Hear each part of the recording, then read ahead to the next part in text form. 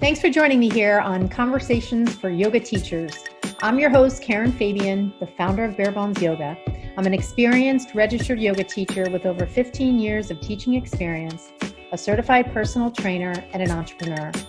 My mission is this: to help you develop into a purpose-driven, confident yoga teacher, one who truly understands anatomy and how to share it clearly and confidently so that you can help your students learn and, as a result, grow your impact and connection. I strongly support and value the uniqueness of all individuals and provide a safe community where diversity is embraced. Through my mentorship and signature program called the Blueprint Learning Program, I help yoga teachers build their skills in the area of learning anatomy, and along with that, help them learn important business skills and personal development ways of being that will transform them into purpose-driven teachers who make a big impact. On the podcast here, you'll get a blend of both anatomy learning, stories from teachers, interviews with others in the field, and a dose of personal development. For more information and to get on the wait list for any of my programs, see my website, barebonesyoga.com. Hi, everybody. Welcome to Conversations for Yoga Teachers. My name is Karen Fabian, and I am your host. And I want to welcome you to episode 109 of the podcast here. So I'm recording this on December 21st, 2020. And boy, am I glad that this year is almost done. So this is going to be a really brief one. I want to direct you, if you haven't yet listened, to a bonus episode last week. So I almost always record on Mondays. However, last week I did an interview with Erin Medor, a colleague yoga teacher, and we posted it on Friday. So if you haven't listened to that episode yet, please, I would love for you to do it. I think you'll be really inspired by her words and really interested in her story. She is one of the many yoga teachers who has been affected by the COVID pandemic, not personally, but her business. And it's a really interesting journey she has been on. It's a story of resilience and strength and a real passion for serving her community. So you can check that one out. That one posted on Friday, the 18th. So I wanted to do a quick one here, especially because if you are listening and you celebrate Christmas, I want to say Merry Christmas. I know recently on the 10th, we passed the start of Hanukkah. So happy Hanukkah to my listeners who celebrate Hanukkah. And I also wanted to just kind of stick with my regular schedule of posting an episode on Mondays. So I want to just speak to something that has come up a couple of times in the past week or so from teachers. And I think this is such an important topic. And it has to do with let me frame it this way. How would you teach if you taught in a way that was most authentic to you? How would you teach if you taught in a way that was most authentic to you? And the reason that this question is coming up for not so much for me, but the reason I wanted to pose this question to you is because it is such an important part of our development as teachers to really understand that that is the bedrock from which all of our teaching should come. You know, all of the teaching I do around anatomy for yoga teachers, all of the tactical knowledge that I pass on to teachers around how to cue and how to build sequences, all of the academic information I pass on to teachers around anatomy as a topic, all of that really takes a back seat to the primary piece of teaching or skill of teaching, which is being yourself. And there are so many times, and I certainly appreciate that as a new teacher, this is a lot to take on. However, I want to encourage you, and I'm going to give you some tips to tap into what is your most authentic way of being when you teach. And I want to go into this because you hear this a lot, right? You hear this idea of being authentic, authentic nature, your authentic way. You hear it a lot, and kind of becomes just a rote thing for people to say. However, it is really important that as a teacher, you can describe what your authentic way and style of teaching is, and that it be connected to things that you feel are germane to you. So, for instance, if your home practice and what you did, or if your personal practice, whether it's at home or in a studio, is one where you really enjoy practicing in a restorative way, in a slower flow, with very deliberate actions, that would most likely be the style of yoga that you would present. However, imagine if you taught in a studio where they required you to teach a fast-paced vinyasa flow. That would probably not feel like it resonated with your way of teaching. And you would probably over time grow to resent teaching that class. And that is a real scenario that many teachers experience, that pressure to take a job, that pressure to be able to teach in person. And they take on something that really doesn't ring true to them, and they end up just resenting having to show up for that class. There's so much to when you teach, what goes into feeling like yourself. And even though the example I just gave you speaks to the style of yoga and maybe even a little bit of the sequence, there are a lot of other things that we as teachers have as a way to express who we are. So the tone of voice we use, what we wear, whether or not we use music, what postures we present to students, what we say before and after class, whether or not we share stories about ourselves, what kinds of things do we bring up when we teach. You know, an example might be, what if you really felt a connection to yoga philosophy? That might be something that you speak to when you teach. So, you know, all of these things have to do with understanding what is your authentic way of teaching. Because ultimately, what many teachers realize is when they're not being authentic, and it just feels so heavy. It feels like a big disconnect. It feels like, and I'm speaking from my own experience, it feels like everybody's looking at you like you're a space alien. You hear your own voice and it sounds like someone you don't even recognize. So I'm sure, you know, listening to this, you can probably relate on some level to what I'm saying. And this idea that not being authentic shows up in a lot of different ways. We can also think about it from the perspective of when we come out of teacher training, we might have a teacher we were training with, and we might really emulate that person. And we may begin to teach trying to sound like that teacher. And while initially that may be a helpful crutch, over time, it can really weigh us down because we know we're just pretending to be someone we're not. So how can you actually get to this? How can you kind of pull, almost like the sword from the stone, kind of pull from the stone, your authentic way? Well, one of the best ways you can do it is to visualize yourself teaching.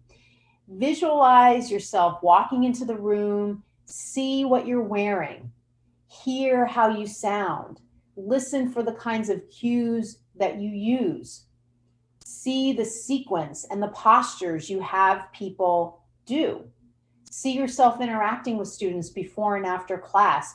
All of these things are really important parts of visualizing yourself teaching.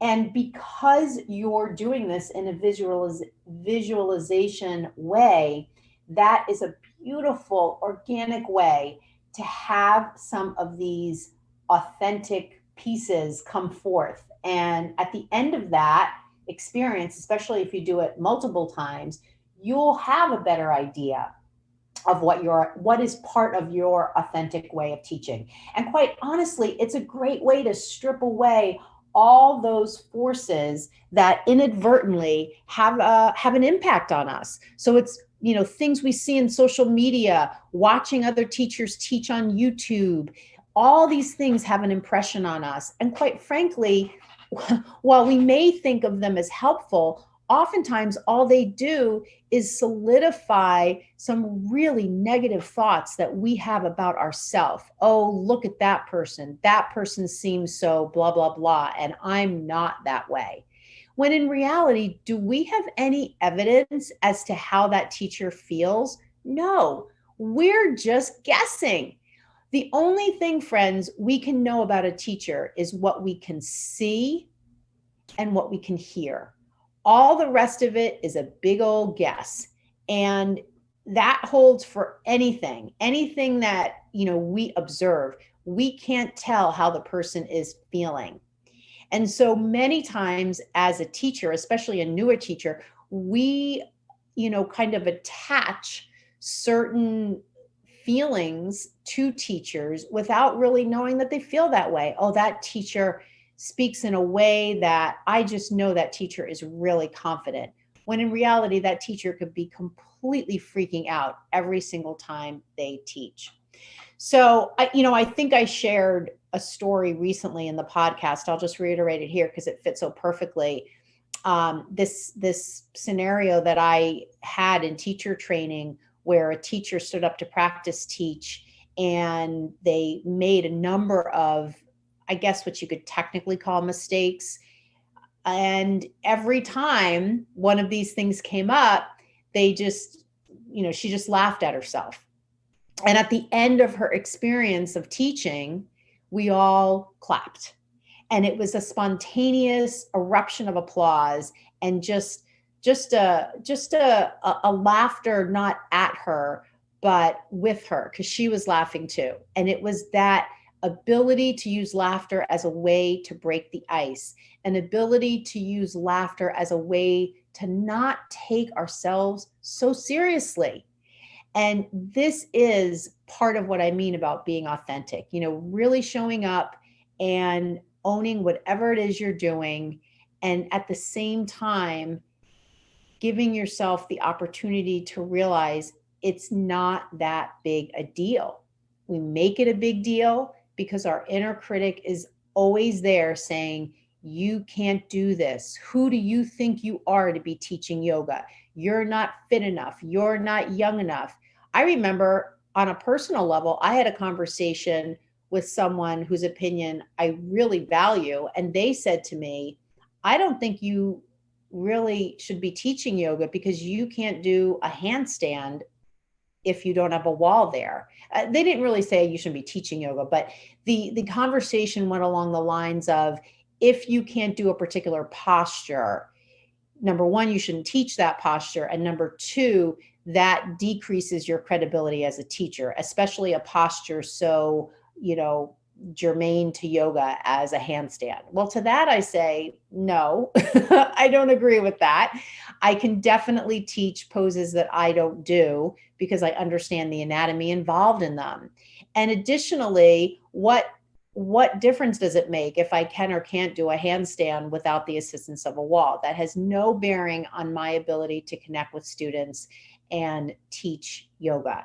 So again, a lot of these things are just made up in our heads.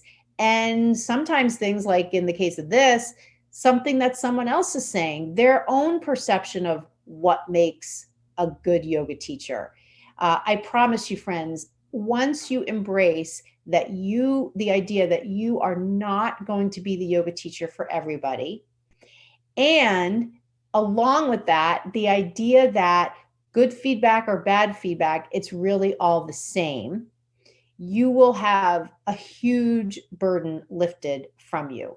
Because if you're going out there teaching to try to be the teacher for everybody, it's exhausting and FYI, impossible. One of the great things about yoga is there are hundreds of thousands of teachers. And if you're not the right teacher for somebody, chances are they can find someone who is. And so give yourself a break and teach in a way that's authentic to you, so that when you do teach that way, you will be able to show up fully and connect fully with the students that want to be with you and that connect with your style of teaching. And the second thing I said, good feedback, bad feedback, it's all the same. There's an old parable, and it has to do with a farmer who loses his son gets injured. There's all these different things that happen to his son. And he keeps saying, good fortune, bad fortune, what's the difference? And it's an illustration, or the moral of the story is, you really can't affix such labels on things. And short of teaching in a way where if you were to get negative feedback, it's so clearly spot on because you're teaching and doing something clearly inappropriate. Outside of a scenario like that, really, when people come up to you after class and they say that was great, or people come up to you after class and say, why didn't you do this, or why didn't you do that? My suggestion to you is your reaction should basically be the same. Don't get all puffed up when people tell you you're a great teacher, and don't go home and beat yourself up when people give you feedback that indicates you didn't teach in a way that met their expectations. And, again, you're going to hear feedback all your life of teaching, all your teaching career. And, part of what you're going to develop is an ability to filter out when someone is sharing something that's really more about them and less about you. That old adage of not taking things personally is so, so important for yoga teachers. I think of it a lot of times like being a gate agent at the airport, and that person takes so much gruff from people. But in order to stay healthy, they need to remain neutral in order to be able to serve everybody. And in a lot of ways, that's what yoga teachers need to do also. They need to be able to stay calm in the eye of the storm, and stay calm and not take things personally when people are kind of, maybe kind of looking at them sideways, or giving them, some feedback that might typically not land well on someone. So I hope this has been helpful. I'd love to know what you think about this. I did this one unscripted and just wanted to talk off the cuff. I also, again, wanted to be able to share some information in a new episode on a Monday. It's really important to me that I have some kind of, just some anchors in my own schedule for how I share free content.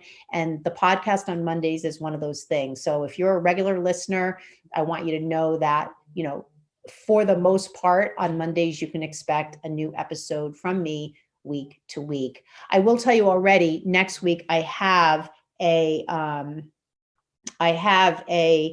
new interview coming up, and I really think you're going to love this one because it allows me to dive into the spiritual side of yoga. And so that's all I'll say for now. So next Monday, I already have the interview booked with someone special. So I hope you've enjoyed this.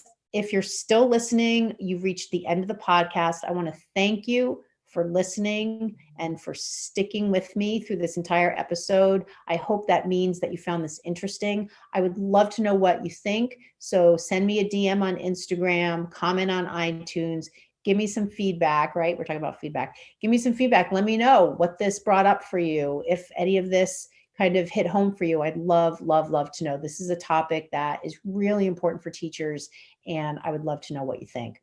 So if you celebrate Christmas, I want to say have a really good holiday. For everybody listening, I want to say please continue to stay safe in this time of increased precautions due to the pandemic. Continue to do the things that keep you healthy. Continue to keep a positive attitude that has really, really great impact on your health as well. Thank you so much for listening, and I will see you on the next episode next week. Thank you so much for listening. Namaste. Thank you so much for listening to Conversations for Yoga Teachers. I am your host, Karen Fabian, and I just want to remind you, If you would like to get on the wait list for my 2 premier programs, the Blueprint Learning Program and my mentorship program, all you need to do is visit my website, barebonesyoga.com, and the links to get on the wait list for both of these programs are right on the homepage. Thanks for listening, and see you on the next episode.